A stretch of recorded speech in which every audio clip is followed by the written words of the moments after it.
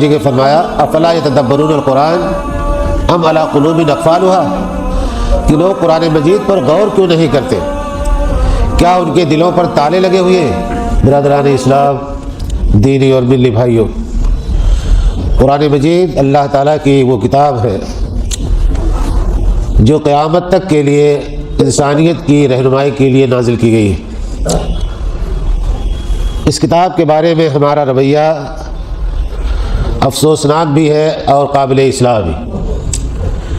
قرآن مجید کو ہم ثواب حاصل کرنے کے لیے تلاوت کرتے ہیں، ناظرہ پڑھتے ہیں، یا عیب اور جن سے اپنے آپ کو محفوظ رکھنے کے لیے قرآن مجید کی صورتوں کی تلاوت کی جاتی ہے۔ قرآن مجید کا یہ استعمال قرآن مجید کے مقصد نزول کے بالکل مخالف ہے۔ قرآن مجید میں اللہ تعالیٰ نے فرمایا کہ یخرجہم من الظلمات الی النور۔ قرآن مجید اللہ تعالیٰ کی وہ کتاب ہے جو انسان کو تاریکیوں سے نکال کر روشنی کی طرف لاتی ہے۔ ذہنی اعتبار سے، عملی اعتبار سے، فکری اعتبار سے، نظریاتی اعتبار سے کوئی انسان بھٹکا ہوا ہے، اسے نہ اپنی زندگی کے مقصد کا پتہ ہے، نہ دنیا کے مقصد کا پتہ ہے، نہ انسانی سماج کو وہ سمجھتا ہے، لیکن اگر وہ قرآن مجید کو پڑھے، اس پر غور و فکر کرے تو اسے اپنی ذات کو پہچاننے میں مدد ملے گی اور دنیا کی حقیقت کو بھی وہ سمجھ پائے گا۔ اسی لیے اللہ تعالیٰ نے قرآن مجید میں جگہ فرمایا افلا یتدبرون القرآن ام علی قلوب اقفالها کہ لوگ قرآن مجید پر غور کیوں نہیں کرتے، کیا ان کے دلوں پر تالے لگے ہوئے ہیں؟ تو قرآن مجید غور و فکر کرنے والی کتاب ہے، اسے ہمیں پڑھنا چاہیے۔ جس زبان کو ہم سمجھتے ہوں اس زبان کے ذریعے سے ہم قرآن مجید کے معنی و مفہوم کو سمجھیں، اس کی تفسیر کا مطالعہ کریں۔ بار بار مجھے یہ خیال آتا ہے اور آپ سے کہنے میں کوئی حرج نہیں کہ آج ہماری زندگی جو عدم توازن کا شکار ہو گئی ہے۔ عدم توازن کا مطلب یہ کہ الحمدللہ ہم بہت اچھے نمازی ہیں، اللہ تعالیٰ سے ڈرتے ہیں، لیکن گھر کے معاملات میں، کاروبار کے معاملات میں، پاس پڑوس کے معاملات میں ہمارا رویہ وہ نہیں ہے جس کی تعلیم قرآن مجید دیتا ہے۔ اس کی وجہ یہ ہے کہ ہمیں یہ بتایا گیا کہ نماز پڑھ لو تمہاری زندگی کامیاب ہو جائے گی۔ قرآن مجید صرف نماز پڑھنے کا حکم نہیں دیتا بلکہ اس کے ساتھ ساتھ بہت ساری باتوں میں ہماری رہنمائی کرتا ہے۔ تو زندگی کا جو بیلنس بگڑ گیا ہے کہ ایک آدمی 5 وقتہ نمازی ہے، وقت سے پہلے مسجد میں آ جاتا ہے، لیکن معلوم ہوا کہ بیوی کے ساتھ اس کے معاملات درست نہیں، بھائیوں کے ساتھ اس کے معاملات درست نہیں، بلکہ وہ نرمی کے ساتھ بات بھی نہیں کرنا جانتا، جبکہ اسلامی اخلاقیات کا پہلا حکم یہ ہے کہ آپ جب کسی سے مخاطب ہوں تو آپ کا لہجہ مہذب اور شریفانہ ہونا چاہیے۔ تو یہ جو توازن نہیں رہ گیا ہے، اس کی بنیادی وجہ قرآن مجید سے ہمارا رشتہ بہت کمزور ہے۔ قرآن مجید آپ کہیں سے پڑھنا شروع کریں، آپ دیکھیں گے کہ ایک رکوع کی پہلی آیت میں اللہ تعالیٰ نے اگر عقیدے کا حکم دیا ہے، توحید کا تذکرہ کیا ہے، اتباع سنت کا تذکرہ کیا ہے، تو اس کے بعد دوسری آیت میں کوئی حکم بیان کیا، کوئی قانون بیان کیا، پھر تیسری آیت میں عام انسانوں کے ساتھ ہمارا رویہ کیا ہونا چاہیے اس کی تعلیم دی ہے۔ تو ایک ہی رکوع میں آپ دیکھیں گے کہ زندگی کے بہت سارے مسائل زیر بحث آ جاتے ہیں۔ اسی لیے قرآن مجید کی طرف توجہ دینے کی ضرورت ہے تاکہ ہماری زندگی متوازن رہے اور ہمارا بیلنس ٹھیک رہے، ایسا نہ ہو کہ کسی ایک طرف ہمارا میلان ہو جائے۔ یہ تو وہ بنیادی بات ہوئی جو آج کے اس خطبے میں آپ کے سامنے میں عرض کرنا چاہ رہا تھا، اور اسی لیے عرض کرنا چاہ رہا تھا کہ قرآن مجید پڑھنے کا شوق ہمارے اندر پیدا ہو جائے۔ سورہ بنی اسرائیل کی جن آیات کی تفسیر میں نے گزشتہ خطبہ جمعہ میں کی تھی، اس کے بعد کی آیت ہے وَآتِ ذَا الْقُرْبَ حَقَّهُ وَالْمِسْكِينَ وَابْنَ السَّبِيلِ کہ قرابت داروں کو، رشتہ داروں کو ان کا حق دو، مسکینوں کو، غریبوں کو ان کا حق دو، اور مسافروں کو ان کا حق دو، فضول خرچی نہ کرو۔ ان المبذرین کانوا اخوان الشیاطین، کیونکہ فضول خرچی کرنے والے شیطان کے بھائی ہیں اور شیطان اپنے رب کا بڑا ناشکرا ہے۔ آپ جانتے ہیں کہ اسلام میں نماز کے بعد زکوٰۃ کی اہمیت ہے۔ زکوٰۃ وہ فریضہ ہے جو صاحب نصاب مسلمان پر عائد کیا جاتا ہے اور اپنے مال میں سے ایک متعین اور مقرر حصہ وہ نکال کر کے غربا و مساکین پر اور دوسرے دینی کاموں پر خرچ کرتا ہے۔ یعنی اسلام اللہ تعالیٰ کی عبادت کے بعد حکم دیتا ہے ایک مسلمان کو کہ وہ بندوں کی ضروریات کا بھی لحاظ رکھے۔ دنیا کے سارے انسان خواہ وہ ہمارے مذہب کے ہوں یا دوسرے مذہب کے ہوں، معاشی طور پر اگر وہ پریشان حال ہیں، بھوکے ہیں، روٹی کی ضرورت ہے، تو اسلام کا حکم یہ ہے کہ بغیر کسی تفریق اور امتیاز کے بھوکے انسان کی بھوک کو مٹایا جائے۔ اور یہ زکوٰۃ کے نظام کا اللہ تعالیٰ نے جو یہ نظام ترتیب دیا ہے اور جو حکم دیا ہے مسلمانوں کو کہ وہ اپنی زکوٰۃ حساب کتاب کر کے نکالیں، جہاں اللہ تعالیٰ نے خرچ کرنے کا حکم دیا ہے وہاں خرچ کریں۔ اسی طرح سے فریضہ زکوٰۃ کے علاوہ عام صدقہ و خیرات کا بھی حکم ہے۔ وقتاً فوقتاً جب بھی کوئی ضرورت مند سامنے آ جائے، اگر اللہ تعالیٰ نے ہمیں صاحب حیثیت بنایا ہے تو ہمیں خرچ کرنے سے دریغ نہیں کرنا چاہیے۔ یعنی دوسرے لفظوں میں آپ یہ کہہ سکتے ہیں کہ اسلام انسانوں کی معاشی کفالت کا، روزی روٹی کے ذریعے کو مضبوط کرنے کا ایک حکم دیتا ہے، اور دنیا کا کوئی مذہب اس انداز میں حکم نہیں دیتا معاشی کفالت کی جس انداز میں قرآن مجید حکم دیتا ہے۔ لیکن نماز کا اہتمام تو ہم کرنے میں کامیاب رہے، الحمدللہ جگہ جگہ مسجدیں تعمیر ہیں، لیکن زکوٰۃ کا کوئی اجتماعی نظام ہم نہیں بنا سکے۔ کہنے کو بہت سارے اسلامی ممالک ہیں، اسلامی ممالک میں بھی کوئی ایسا نظام نظر نہیں آتا کہ ساری زکوٰۃ اکٹھا ہو اور غربا و مساکین کی کفالت کا کوئی انتظام کیا جائے۔ تو اسلام نے جو نظام ہمیں دیا تھا، ہماری بدقسمتی یہ ہے اور ہماری سستی اور تغافل کا نتیجہ یہ ہے کہ وہ نظام ہمارے اپنے ہاتھوں ختم ہو گیا یا برباد ہو گیا۔ یہاں قرآن مجید حکم دے رہا ہے ایک مسلمان کو کہ قرابت دار کو اس کا حق دو۔ رشتہ دار، رشتہ دار کون ہے؟ ہم سماج میں اکیلے زندگی نہیں گزارتے، ماں باپ ہیں، بھائی بہن ہیں، ماموں ممانی ہیں، نانا نانی ہیں، سسرال کے لوگ ہیں، یہ پورا ایک کنبہ وجود میں آتا ہے جو ہماری خوشیوں میں شریک ہوتے ہیں، ہمارے غموں کے ہمارے ساتھی بنتے ہیں، ہم ان کی خوشیوں میں شریک ہوتے ہیں، وہ ہمارے غم میں شریک ہوتے ہیں۔ اس طرح سے یہ سماجی نظام چلتا ہے۔ تو یہ جو قریب کے لوگ ہیں، اگر یہ قریب کے لوگ ضرورت مند ہیں، ہماری رہنمائی کے محتاج ہیں، تو آگے بڑھ کر کے ہمیں ان کا حق دینا چاہیے۔ یہاں قرآن مجید نے حق کی بات کی ہے، حق دو ان کا۔ اس کی ایک مثال میں دو، اس کا مطلب صرف مال دینے سے نہیں ہے بلکہ دوسرا تعاون بھی شامل ہے اس کے اندر۔ مثال کے طور پر آپ پڑھے لکھے، آپ کو پتا ہے کہ تعلیم کیا ہوتی ہے، بچے تعلیم میں آگے کیسے بڑھتے ہیں، ایڈمیشن کہاں لینا چاہیے، کون سا اسکول سب سے اچھا ہے۔ یہ غریب رشتہ دار آپ کا ہے، بے پڑھا لکھا ہے، پیسے ہیں اس کے پاس، لیکن اسے تعلیم کی اہمیت کا اندازہ نہیں ہے۔ یہ رشتہ دار کے ساتھ اس کے حق کی ادائیگی ہوگی کہ آپ خود جائیں اس کے پاس، بتائیں تمہارا بچہ کہاں پڑھے گا، تعلیم میں کیسے آگے بڑھے گا، اور اگر اس کے اندر کوئی کمزوری پیدا ہو جائے کسی مضمون کے حوالے سے، کسی سبجیکٹ کے حوالے سے، تو اس کمزوری کو دور کرنا چاہیے۔ تعلیم ایک اجتماعی عمل ہے۔ میں دیکھتا ہوں بہت سارے بچے بڑے ذہین ہوتے ہیں، لیکن سرپرستوں کی ناخواندگی یا تعلیم کی اہمیت کو چونکہ نہیں جانتے، اس بنیاد پر وہ اپنے ذہین بچوں کو آگے نہیں بڑھا پاتے۔ ذرا سا سہارا دے دیجیے آپ اپنے کسی رشتہ دار کے ذہین بچے کو، وہ پہاڑ کی چوٹی سر کر لے گا، لیکن اگر اس کی وقت پر رہنمائی نہ ہوئی تو اس کی ذہانت ختم ہو جائے گی اور کامیابی کی اس سیڑھی پر وہ نہیں چڑھ پائے گا جس پر چڑھ جانے کا اسے کہنا ہے اس کا حق تھا۔ تو یہاں اللہ تعالیٰ نے حکم دیا کہ رشتہ داروں کو ان کا حق دو۔ زکوٰۃ کے سلسلے میں اللہ کے نبی صلی اللہ علیہ وسلم کا واضح فرمان ہے کہ اگر آپ صاحب نصاب ہیں، زکوٰۃ ادا کرتے ہیں، تو اپنے وہ رشتہ دار ترجیحی طور پر آپ کی فہرست میں شامل ہوں گے جن کی کفالت کی ذمہ داری آپ کی نہیں ہے. مثال کے طور پر ماں باپ کو کوئی زکوٰۃ نہیں دے گا، اس وجہ سے کہ ماں باپ کو کھلانے پلانے کی ذمہ داری ہماری ہے.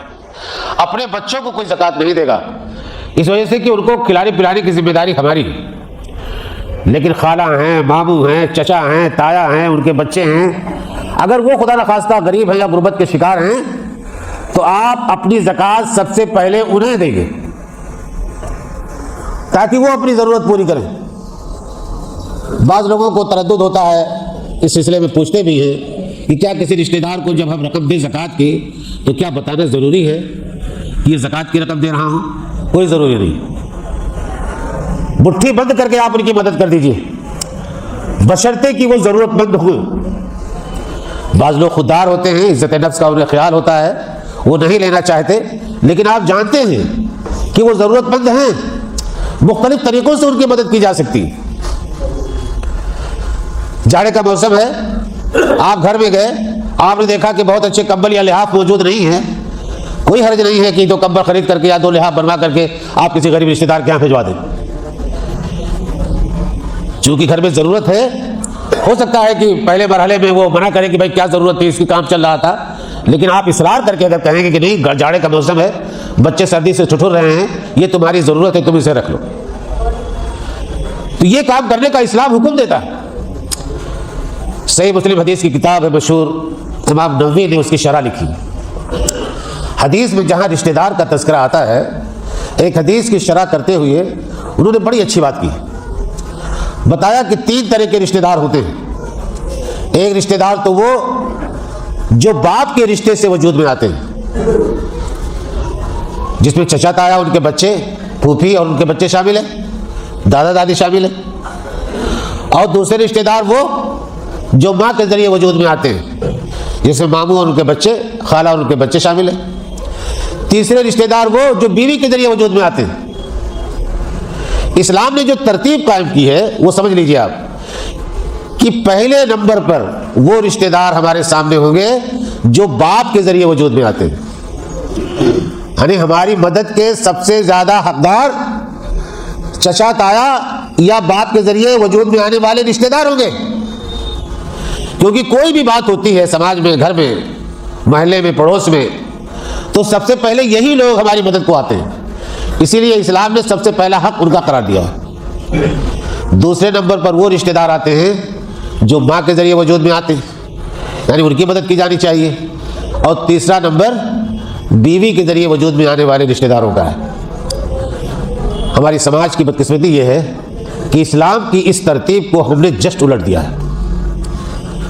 بیوی کے ذریعے وجود میں آنے والے رشتہ دار پہلے نمبر پر آ گئے، دوسرے نمبر پر ماں کے ذریعے وجود میں آنے والے رشتہ داروں کو ہم نے دے دیا ہے، اور تیسرا نمبر کہیں آتا ہے ان رشتہ داروں کا جو باپ کے ذریعے وجود میں آتے ہیں.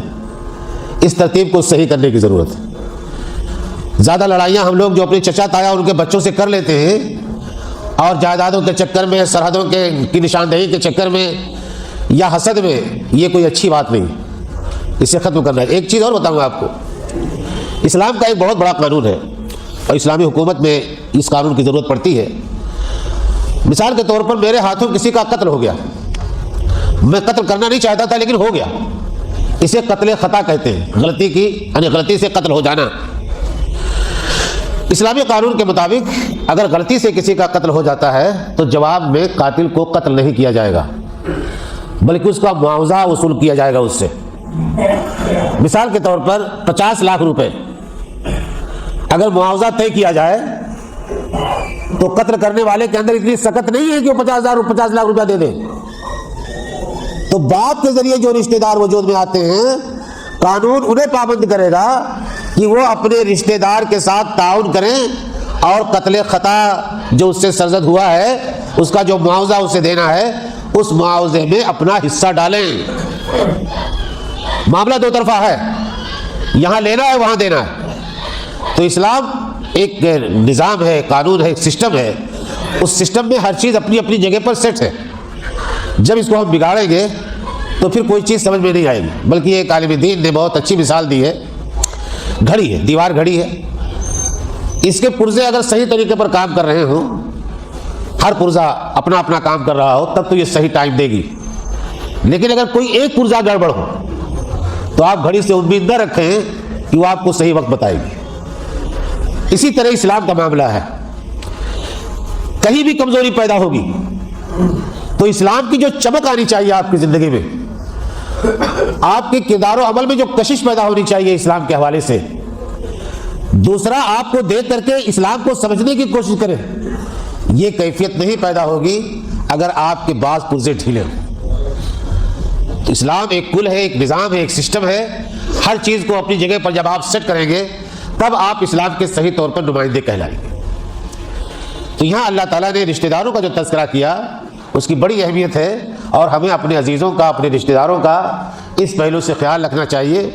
آپ شہر میں علی گڑھ میں رہتے ہیں، یہاں کاروبار ہیں، مختلف قسم کے کارخانے ہیں، کوئی رشتہ دار اگر کاروبار سے نہیں ہے، کارخانہ اس کے پاس نہیں ہے، ہنر جانتا ہے، پیسے کی کمی ہے، کسی بھی طرح سے اگر آپ اس کی مدد کر سکتے ہو تو آپ کو آگے بڑھ کے کرنی چاہیے۔ اس معاملے میں حسد مت کیجیے۔